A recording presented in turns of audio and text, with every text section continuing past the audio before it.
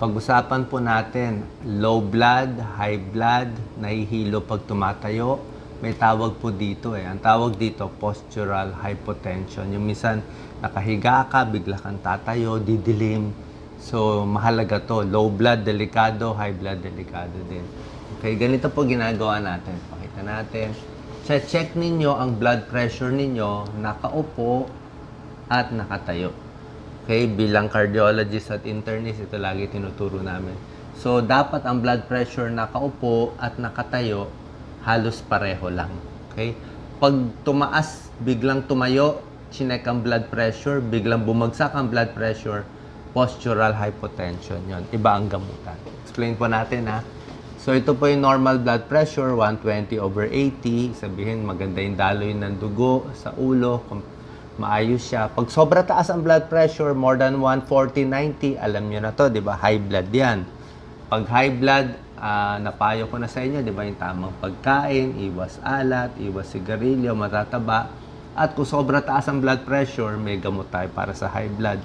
Pero sa kabilang banda, yung kabaliktaran naman, may mga tao na nagkakaroon ng postural hypotension. Pabaliktad naman to.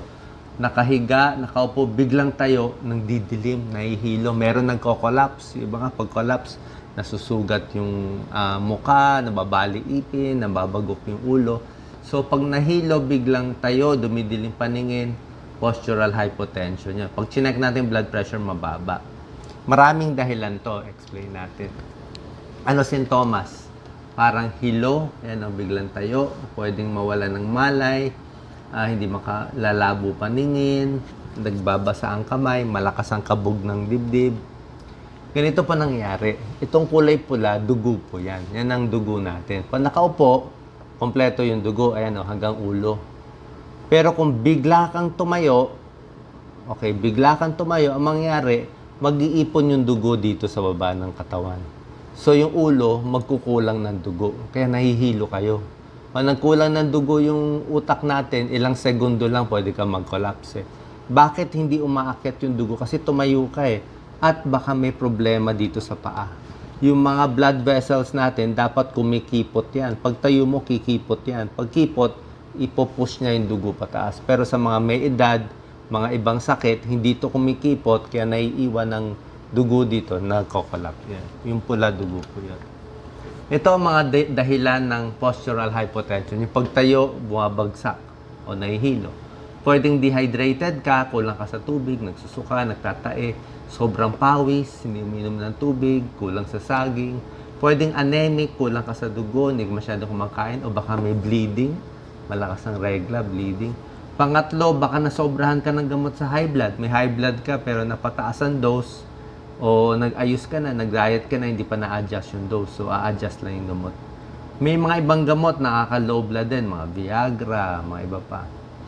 Baka may sakit sa puso, mahina ang puso. Baka may diabetes na hindi controlled, pwede rin mag-postural hypotension. May edad, pwede rin. Buntis, malakas uminom ng alak, na gumagamit ng droga, pwede rin mag-postural. At ito po, number 8.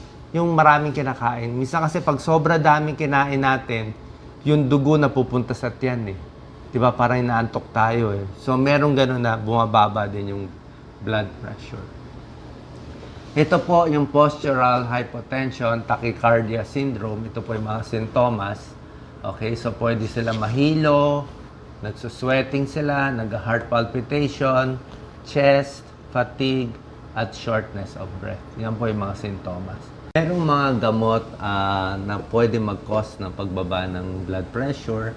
Itong mga gamot, antidepressant para sa high blood at mga ibang gamot.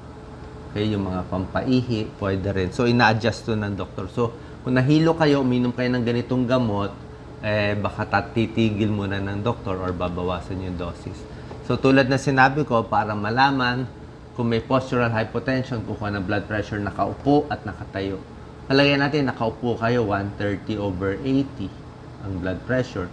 Pag tayo, naging 110/70, bumagsak ng 20, bumagsak ng 10, hindi po maganda yun. Sabihin, hindi nag-a-adjust yung katawan mo. Positive yun. Okay, positive po, postural hypotension, bumaba ng 20 points yung unang numero, systolic. or 10 points yung pangalawa numero. Usually, bumibilis din yung heart rate. So, nakaupo, nakatayo. Yan po din. Ayan, nahilo.